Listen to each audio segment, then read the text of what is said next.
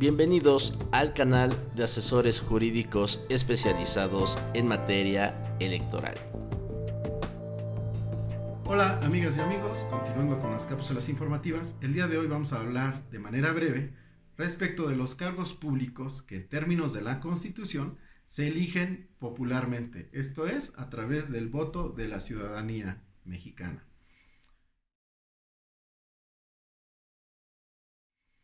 Como ustedes saben, existen tres niveles de gobierno: gobierno federal, estatal y municipal, y que por lo regular cada 3 años o cada 6 años se llevan a cabo elecciones para elegir a nuestros representantes populares.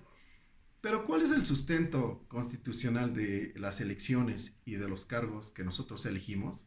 Bueno, déjenme comentarles que el artículo 39 de la Constitución General de la República señala que la soberanía reside esencial y originalmente en el pueblo mexicano. ¿Qué quiere decir esto?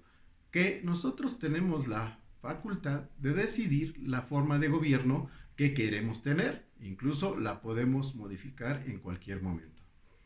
En esos términos, el artículo 40 de la Constitución señala que es voluntad del pueblo de México constituirse en una república representativa, democrática y federal, entre otros elementos.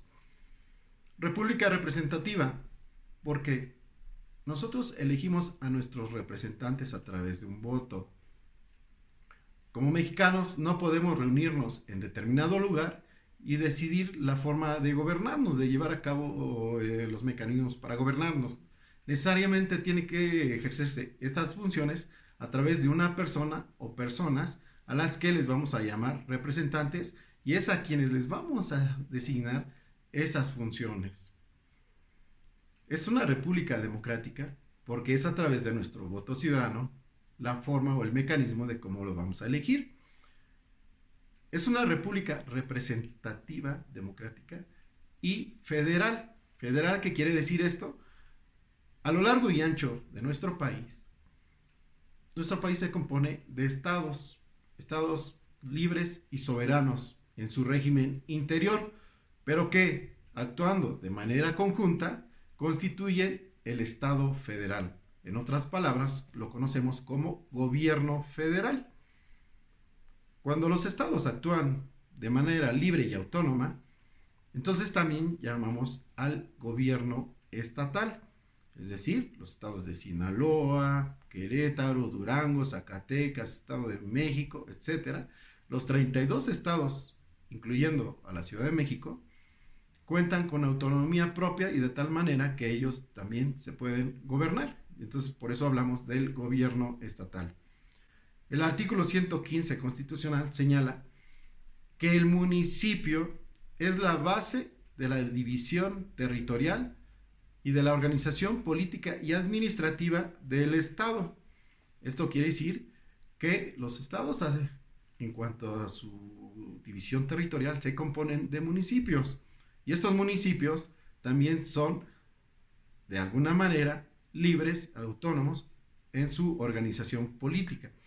Y entonces tenemos un tercer nivel de gobierno, que es el gobierno municipal. La organización del gobierno federal y estatal es a través de la división de poderes en términos de la Constitución. Tenemos un poder ejecutivo, un poder legislativo y un poder judicial. En el ámbito federal, el titular del poder ejecutivo se deposita en una persona a la que le vamos a llamar presidente de los Estados Unidos mexicanos. Hoy en día se deposita en la persona del ciudadano Andrés Manuel López Obrador. Tratándose de los estados, el titular del poder ejecutivo se le va a denominar gobernador. En el caso de la Ciudad de México, es el jefe de gobierno. La integración del poder legislativo en el ámbito federal se deposita en un Congreso de la Unión, el cual se compone por 500 diputados federales y por 128 senadores. En algún otro momento analizaremos de qué manera se distribuyen estos cargos. En el ámbito de los estados existen las denominadas legislaturas de cada estado. Y el número de integrantes es conforme a lo determine la constitución política de cada uno de estos estados.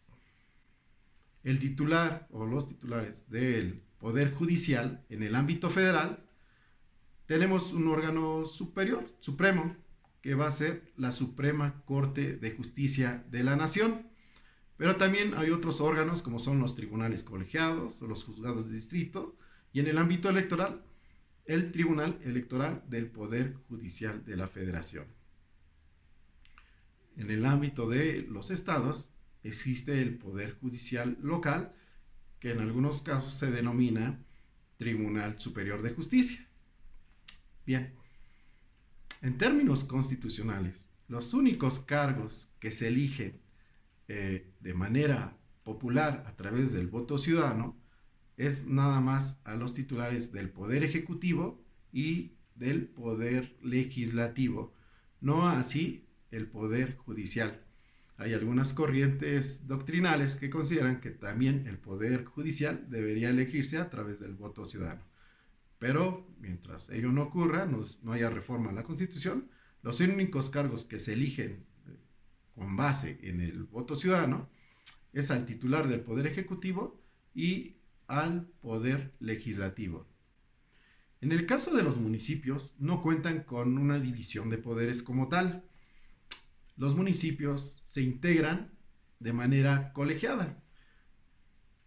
Esto es, a través de lo que comúnmente conocemos como ayuntamientos o cabildos.